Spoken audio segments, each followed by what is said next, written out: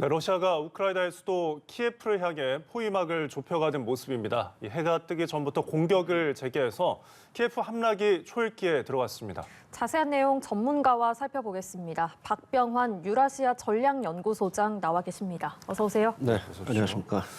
자, 지금 러시아의 우크라이나 침공 상황이 시각각 워낙 빠르게 변하고 있습니다. 하루 만에 지금 키예프 어떤 함락 전망까지 보이고 있는데 AFP 통신에서 지금 키예프 시내에서 러시아군과 우크라이나 군이 지금 교전을 하고 있다 이런 보도도 들어왔고요.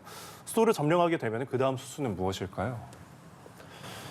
지금 뭐 사회자께서 말씀하신 대로 시가전이 이미 개시가 됐다면은 함락은 뭐 오늘 내일이 되지 않을까 그렇게 생각이 되고요. 결국은 이제 키예프에 친러시아 정권을 수립하려고 할 것입니다. 그러면은 그렇게 친러시아 정권을 수립한 후에 어떤 푸틴이 그 다음 그림, 어떤 다음 목표까지 세워두지 않았을까요? 친러시아 정권이 수립이 되면은 뭐 사실상 우크라이나의 나토 가입 포기와 같은 뜻으로 해석이 될 수 있고 그렇다면은 푸틴 입장에서는 목표가 달성된 것이기 때문에 가능하면 빨리 철수할 것으로 보여집니다. 네, 그렇다면 지금 이 물리적인 전쟁이 어떻게 또 끝난다면 언제 끝나게 될지도 관심사인데 어떻게 예상하십니까? 아니, 그러니까 방금 말씀드린 대로 친러 정권이 수립이 되고 러시아군이 철수하게 되면 뭐 전쟁은 끝나는 것이죠. 다만 돈바스 지역 문제가 좀 남을 뿐이죠.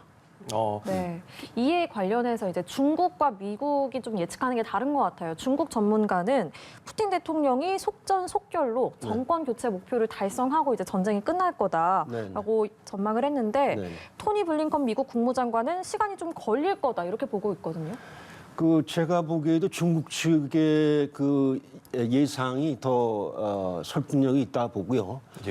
블링컨 장관이 그런 얘기를 했다는 것은 아마 당초 약속한 대로 우크라이나 군이 저항할 수 있도록 많은 무기를 공급하고 있기 때문에 시간을 좀 더 끌지 않겠느냐 하는 말씀 같은데 제가 보기에는 이미 키예프 시내에서 시가전이 시작됐다 하면은 게임은 끝났다고 봐야죠.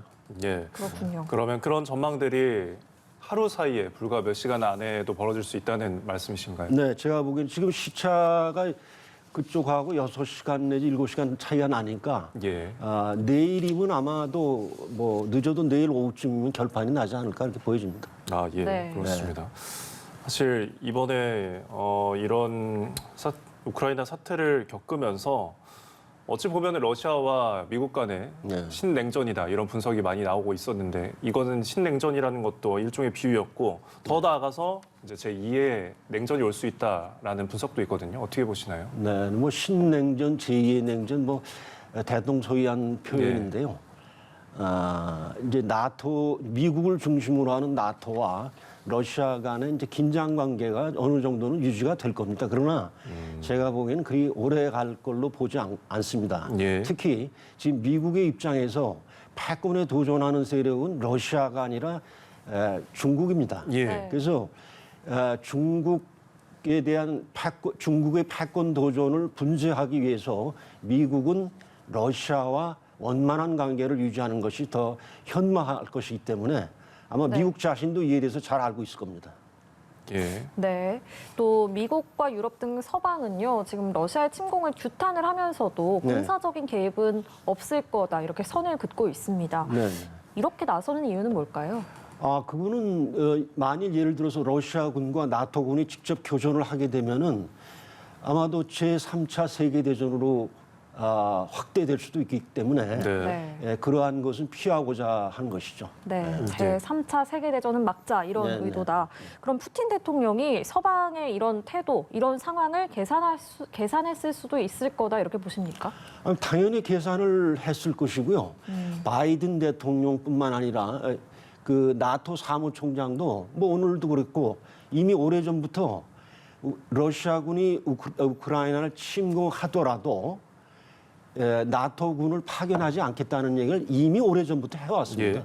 그러니까 우크라이나만 그러한 미국과 나토의 그런 발언의 의미를 모르고 있었던 거 아닌가 하는 생각이 듭니다. 우크라이나만 모르고 있었다. 그렇군요. 사실 미국 입장에서 이번에 이런 우크라이나 사태를 막지 못한 것에 대한 어떤 분석들이 있는데 네. 사실 미국이 중국을 많이 신경을 쓰면서 네. 러시아에 대한 전략적으로 신경을 쓰지 못한 것이 실수였다라는 분석도 있거든요. 이에 대한 것은 어떻게 보시나요? 맞습니다.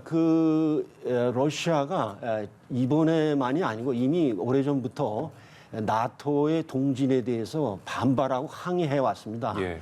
그러나 매번 미국은 러시아의 그러한 항의나 반발을 묵살해 왔고 예. 반응을 보이지 않았습니다. 다만 이번에 이제 러시아가 우크라이나와의 국경지대에 병력을 집결시키고 무력 시위를 하니까 예. 비로소 미국이 반응을 지금 보인 겁니다.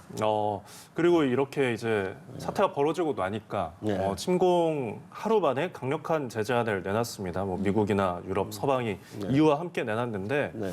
뭐 여러 가지 제재가 있지만 이게 강력하다고 표현은 하지만 또 일부에서는 그렇게 강력한 제재안은 아니다라는 분석도 있거든요. 효과는 어떻게 보십니까?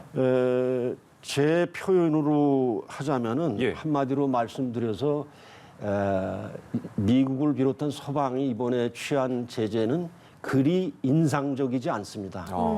이미 미국은 그 제재 카드를 러시아에게 여러 번 공개적으로 얘기를 했습니다. 예. 특히 그 혹독하다, 뭐 가혹하다는 표현을 쓰면서 소위 스위프트라고 하는 예. 국제은행 간 결제망에서 러시아를 배제시키겠다고 했는데 이 제재에 관해서는 아직 주저하고 있는 것으로 보입니다. 네. 그러면 박 소장님 말씀처럼 지금 제재가 인상적이지 않아서 효과를 그닥 얻지 못한다면 그러면 남은 카드는 뭐가 있을까요? 그러니까 카드라 하면은 미국 쪽의 카드를 말씀하시는 서방의 남은 카드는 뭐가 있을까요? 제가 보기에는 뭐 이렇다 할 카드가 없을 걸로 보입니다. 뭐 한편 이미 저 상황이 네. 곧 종료될 것이기 때문에 예. 네. 상황이 종료된 다음에 또 러시아군이 다 철수하고 난 뒤에 예. 나토나 미국이 뭐 취할 조치는 없죠. 뭐 제재를 더 보완한다면 모를까 그 이상의 뭐 카드는 없을 걸로 보여집니다. 네, 그렇다고 이 사안을 그냥 넘기기에는 미국이나 서방의 입장도 좀 난처할 것 같은데요. 다른 제재가 없을까요? 난처하다고까지 표현할 건 없고요. 애초부터 우크라이나를 위해서 예. 예를 들어서 미국 젊은이들의 피를 흘릴 생각이 전혀 없었기 때문에 예. 네. 그리고 예견된 상황이고 그래서 뭐 미국을 비롯한 나토 입장에서 뭐 별도의 그 조치를 취한다, 예. 뭐 제재를 좀 더 추가한다는 것 외에는 뭐 별게 없을 것 같습니다. 예. 뭐 추가적인 제재가 있긴 하겠지만 그렇다 할 카드는 크게 없을 거라고 보시는 네네. 거군요. 예, 알겠습니다. 지금 우크라이나 상황을 좀 더 보면은 국민들이 탈출 행렬이 이어지고 있거든요. 네. 피난민만 해도 네네. 최대 500만 명에 달할 수 있다 이런 네네. 외신들의 경고가 있는데 네네.